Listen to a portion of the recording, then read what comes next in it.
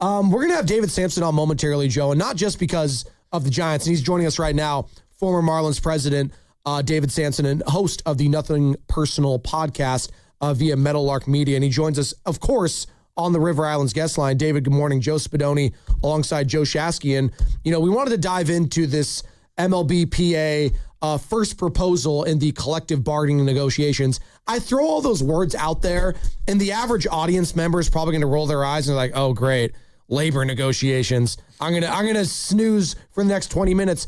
Tell the listeners why this is so important and how it could affect a local team like the San Francisco Giants going forward. And good morning. Well, good morning. You just have to know that you're going to be subject to the players' union trying to get you to agree with them, with the commissioner's office trying to get you to agree with them. And just know that we're in the middle of a season, and this is like the top of the first man up, and there's a long game ahead. So it's important not to panic. But secondly, why it matters to every city, because this is the economics of the game. And it's hard to admit, but baseball is big business. And that's the truth. It's called sports business. And what you're seeing now is the underbelly of the sports business that manifests itself in these negotiations.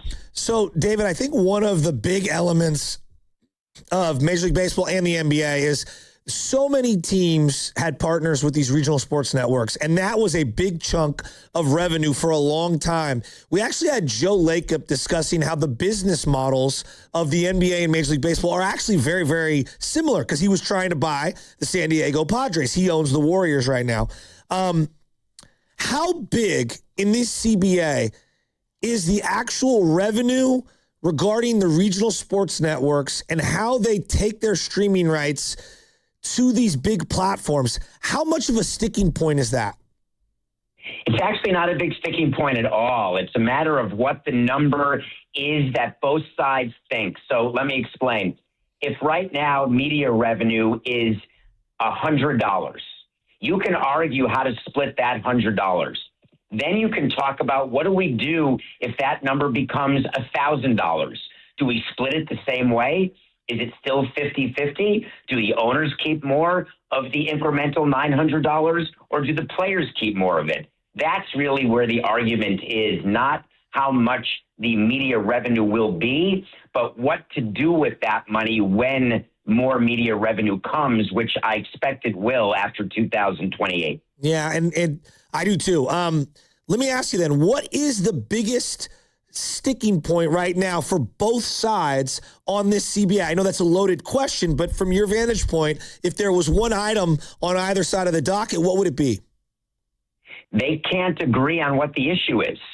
And it's really hard to negotiate with someone if you both don't agree with what the issue is. That's why we are on track for a lockout, because there can't be meaningful negotiation until the owners and the players agree. Here's the two sides. Owners believe there's a competitive balance issue, that if you do not have a high enough payroll, you cannot meaningfully expect as a fan base to make the playoffs. And if you do, you can't expect to win a World Series. And that's what every market should have the ability to do. The players believe that it's not about competitive balance. They will point to the standings as they exist today. And they'll say, look, everything's fine. But that's not actually the fact. It doesn't matter that the Guardians are in first or the Brewers are in first. It matters the disparity between the teams that get to spend the most and the teams that spend the least. And baseball wants to deal with that, whereas the players don't care about that. David Samson joining us here on the Morning Roast, former Marlins president. Nothing Personal podcast via Meadowlark Media as well. And I'm looking here, David, in this article, there's a bunch of them, but just on ESPN, a competitive integrity tax potentially for low spending teams that mirrors the competitive balance tax for top spending clubs. And it would raise the base competitive balance tax threshold from $244 million to $300 million and nearly doubling the minimum salaries. So is that something we could expect to like, is that like the sticking point in all this? Like you're shaking your head right now. Like, I don't know what to make of that. So I spent about 35 minutes on this morning's Nothing Personal on this issue, but I'm going to spend only 2 minutes on it with you right now. Think about that. What the players are saying is that they want to make the tax level $300 million, not $244. That means a team like the Dodgers would pay a smaller tax. That means they'd have more money available to pay players. That's what the union wants. Then the union is saying, let's put a salary floor in. That's what the competitive integrity tax number is. The problem is there is no such thing as a salary floor without a salary cap. And what the players are saying is we don't need a salary cap. We just can increase the competitive balance tax number to 300, which teams tend to ignore, like the Dodgers. So what you'll see the owners do today is my guess is they'll introduce an economic proposal that includes a salary cap and a salary floor. And I think you will see that mirrored in the NFL, NBA, where there's a smaller difference between the team that spends the most and the team that spends the least. I think baseball will suggest a program where the teams at the top and the teams at the bottom are not separated by the amount they are now. David, we got to get into the Giants situation. I mean, we just do. Like the San Francisco Giants, look, I'm a fan. It's driving me crazy. I supported each individual move as they were happening. And so, of course, there's egg on my face as well. I'm admitting that I'm contradicting myself. Take me back to when you were running the Marlins, because I remember when you guys were building the stadium and then you signed, I believe it was Mark Burley and Jose Reyes and a bunch of like high-priced free agents. The closer that would slide. Heath Bell, yes! The closer that would slide into the mound. And like almost a year later, I want to say you traded all those guys away. I'm looking at the Giants situation, and they've got to have regret on some of these deals, because I know we do. And it feels like we have been Scott Boris's go-to. Hey, you missed out on this guy. Come overpay for this other dude that I have in my back pocket. And this is a mess. Like, I just feel like this whole Giant situation is a mess. So when did you know that the contracts you signed were really bad? I think when Heath Bell blew 5 saves or something at the beginning of that season, when Jose Reyes and Hanley Ramirez hated each other, and I realized that we weren't drawing fans the way we thought in the new ballpark. Other than that, we had a perfect plan. I would tell you that it's really hard to do what we did, and I'm not looking for credit, but the big trade we did with Toronto back in 2012, that trade was almost stopped by the commissioner, not because he was upset with what we were doing. He was not happy with what Toronto was doing, taking on all that money and all those players. And sometimes admitting you're wrong is really hard. So you double down and then triple down. And what I'm worried for the Giants is that Buster Posey is so invested in his theories, his plan, his way, that includes the manager, it includes the signings, it includes the way he operates, that he will not yet admit it was wrong. And when you're not willing to admit it's wrong, then you can't be on the road to fixing it. So that's my view of where San Francisco is right now. They are not yet willing to admit they were wrong. Regarding everything that's happened with the high-priced guys, right? Obviously, Chapman's playing at third base, and he's there for a long time. They got Adames at shortstop and Devers. But Casey Schmidt has now emerged. I don't know how deep into the Giants you've been, but he's been balling, and they got to find a spot for him. But they also have this high prospect in Bryce Eldridge who's getting stymied. And we're hearing from the GM, which is Zach Menizian, who's underneath Buster because he's the kind of the face. He's saying, well, it's on the manager. And I'm like, there's just not a chance in hell. We're pointing fingers. Or like, so, okay, you're laughing at this, but like, it's so insulting. It's insulting. Go. Just go. It's insulting to say it's on the manager. I mean, that's so untrue. That's not how front offices work in this day and age, especially Buster's front office is not like, oh, let's get to the ballpark and see who's in the lineup. Can you imagine? It's like a joke.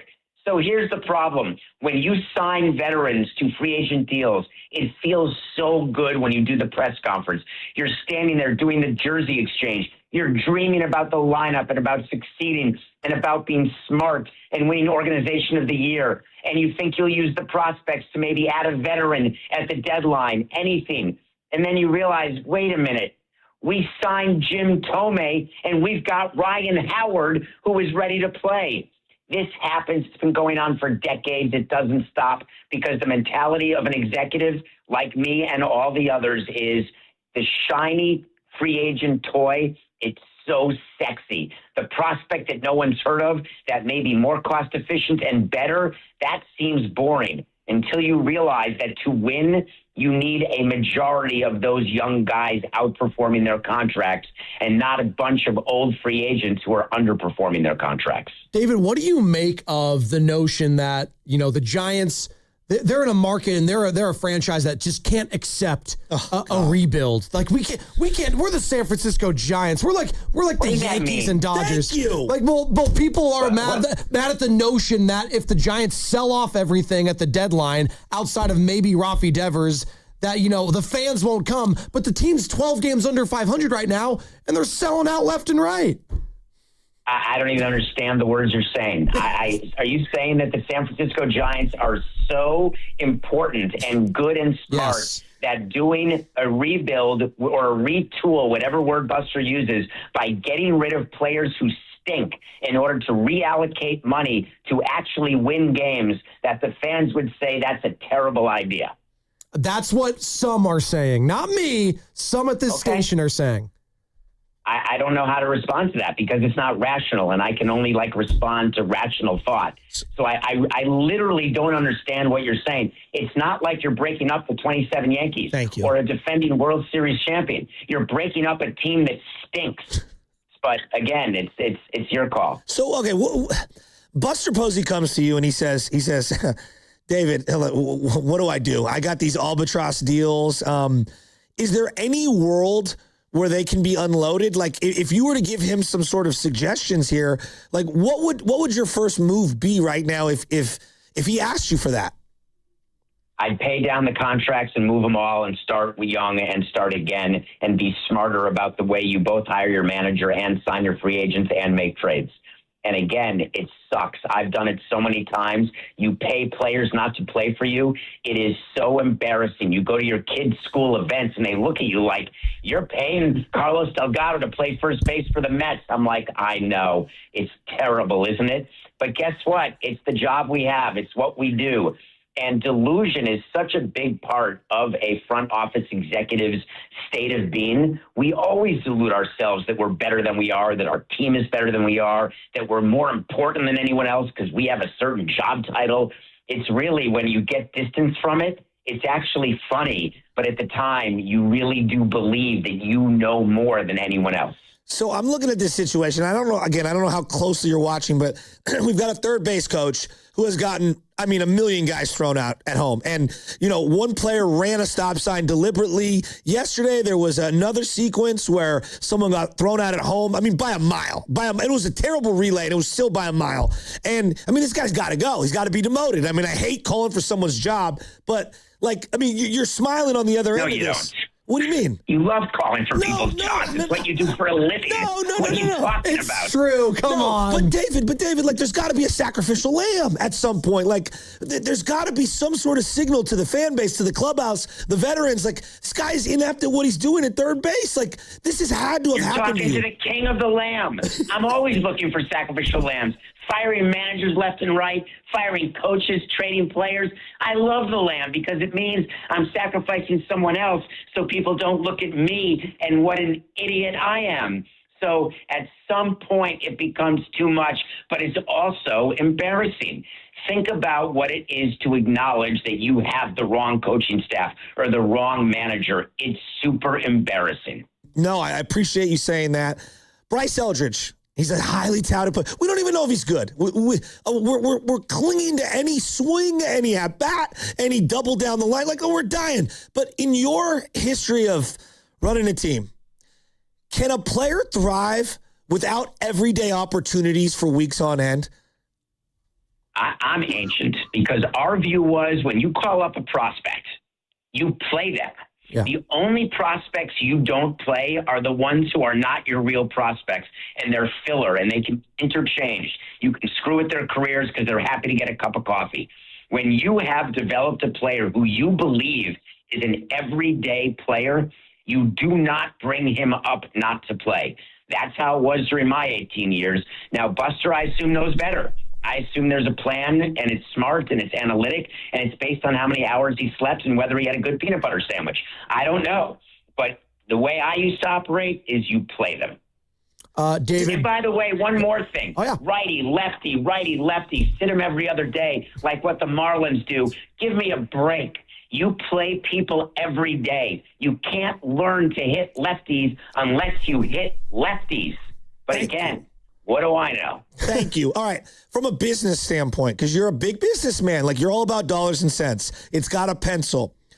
Given that the Giants are still, packed house yesterday. They're selling out. They're sixth in overall attendance per game, 38,000 a game. It's uncanny. Does that have any effect on how you're viewing your roster moving forward? Meaning, hey, we don't have to make any moves because we're selling out. Or, hey, I'm more inclined to go through whatever rebuild or whatever you're talking about. Like, how does that affect the owner when it comes to dollars and cents and how you're constructing the team? Well, remember that the Marlins would win games in front of 5,000 people, and there's still 25,000 people who go to Coors Field every day. So, there's a very good example where there's not a correlation necessarily between attendance and winning for certain franchises. The San Francisco Giants, they've done it, and I talk about it wherever I am. The ballpark is it's my number 2 favorite open-air ballpark. I love being there. I love the atmosphere. There's just something about it. At some point, is it true that fans will say, "Gnug, like I've had enough"? The Giants have bought what, to me, should be decades of goodwill with the number of rings they got as recently as 2014. I think I have the math right, 10, 12, and 14. Correct. That's only 12 years ago. If you guys are upset with them now to the point that you're not willing to go to games, then you are spoiled rotten. And by the way, it just occurred to me, you also have the Golden State Warriors. You guys have more championships in a decade than I've had as a New Yorker, and I'm 58. And it's not particularly close as I watched the Knicks in the finals trying to win for the first time since 73. So frankly, I'd rather you keep your complaining to yourself. You guys are so super successful that you should be enjoying it. David, there was a point in time where I remember you guys were like a 6-year-old franchise or whatever the hell. You won a World Series after, this was the 97 team. I don't think you were a part of that team. Renneria up the middle, and then you beat us with the 03 team, We were the wire-to-wire NL West champions. It's like the Marlins are winning multiple titles. The Diamondbacks are winning titles. That's right. And the Giants can't get out of their own way and win one, and now we've won 3. But we haven't won one playoff series since 2014.